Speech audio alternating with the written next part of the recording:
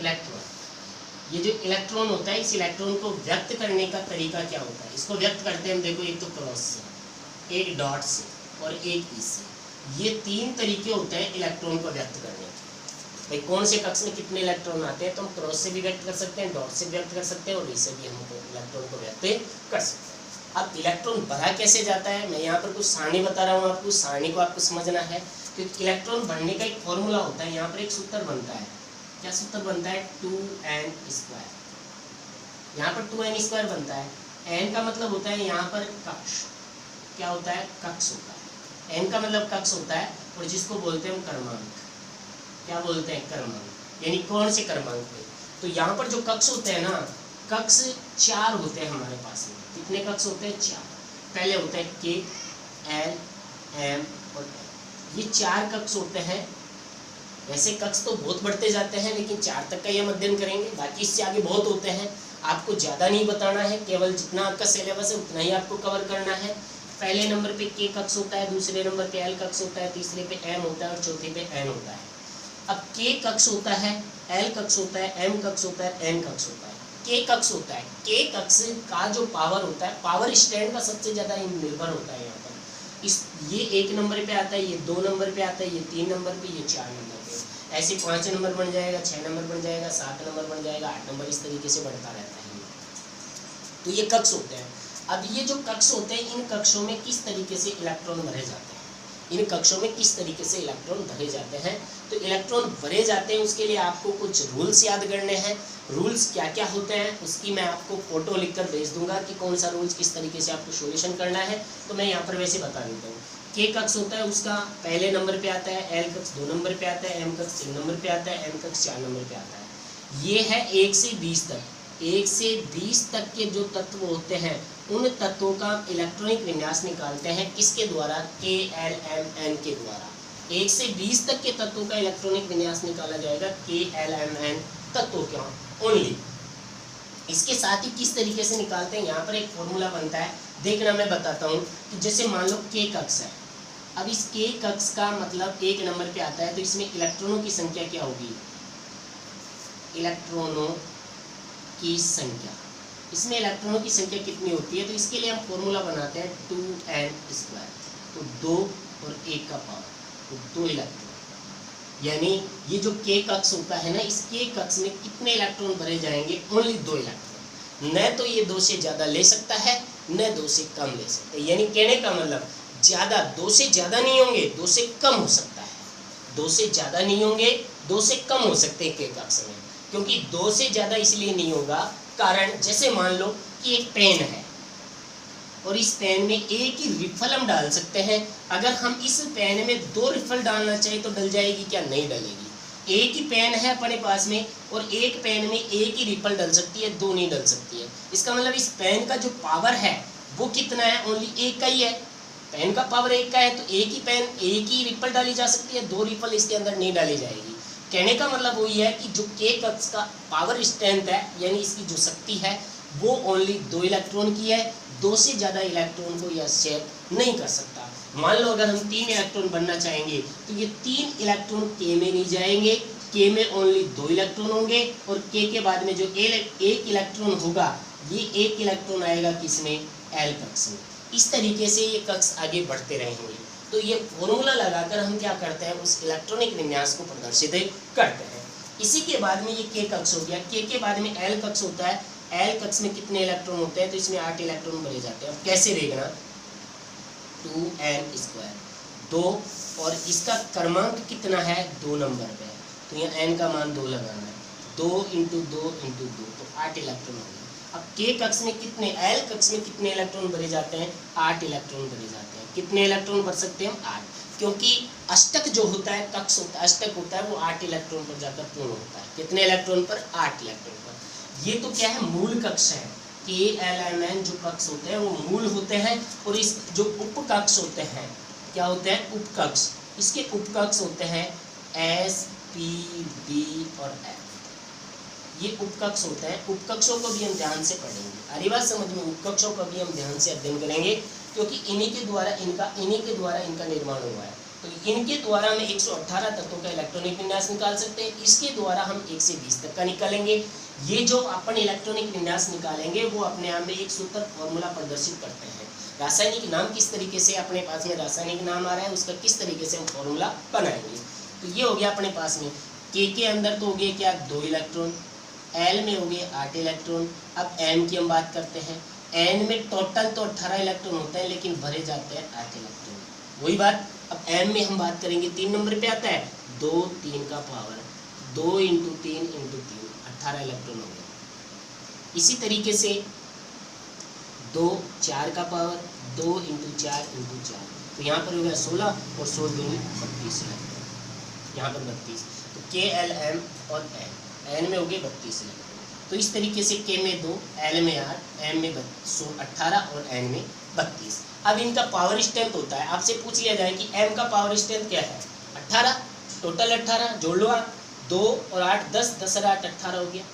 फिर इसका power strength 14 है, 14 और 18 32 होते हैं। तो इस तरीके से इनका पावर स्ट्रेंथ बढ़ता रहता है कि किस कक्ष में कितने इलेक्ट्रॉन भरे जाएंगे। तो इनके पावर स्ट्रेंथ पे निर्भर करता है, यानी पावर स्ट्रेंथ यानी इनकी शक्ति कितनी है।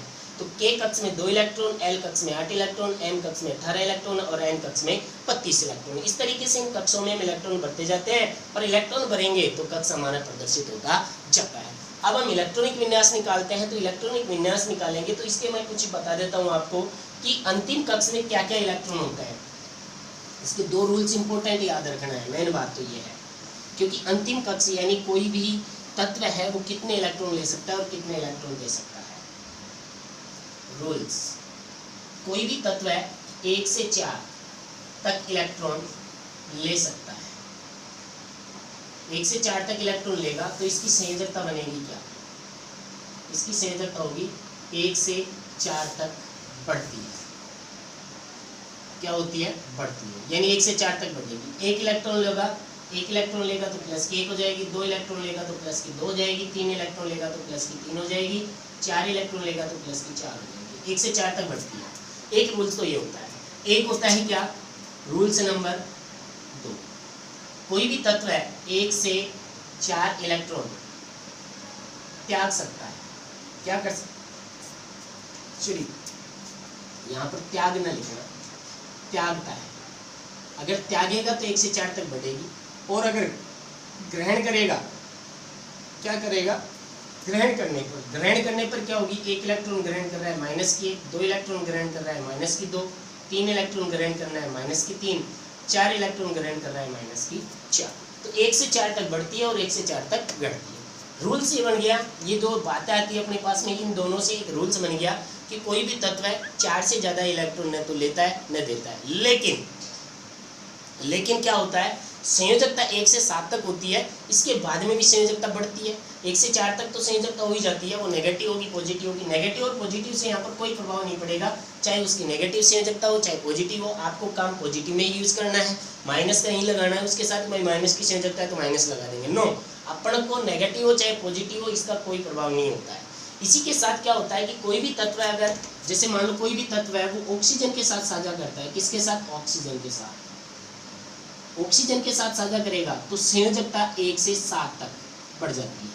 कहाँ तक, 1 से 7 तक। जैसे ऑक्सीजन नाइट्रोजन के साथ संयोजकता करेगी तो नाइट्रोजन की 5 होती है तो ऑक्सीजन के साथ 5 लगा देगा और नाइट्रोजन के साथ 2 लग जाएगा। तो इस तरीके से 1 से 7 तक बढ़ जाएगी। कब, जब ऑक्सीजन के साथ साझा किया जाएगा। किसके साथ साझा किया जाएगा, ऑक्सीजन के साथ साझा किया जाएगा, तो ये संयोजकताएं बढ़ती रहेगी। इसी के साथ ये तो थी अपनी संयोजकता की बात। अब बात आती है क्या कि 1 इलेक्ट्रॉन त्यागेगा, जो इलेक्ट्रॉन त्यागता है, अभी मैंने बताया जो इलेक्ट्रॉन त्यागेगा वो क्या होता है, पॉजिटिव होता है, और जो इलेक्ट्रॉन ग्रहण करता है वो नेगेटिव होता है। जो पॉजिटिव कौन होगा, जो त्यागेगा पॉजिटिव होगा, जो ग्रहण करेगा वो नेगेटिव होगा।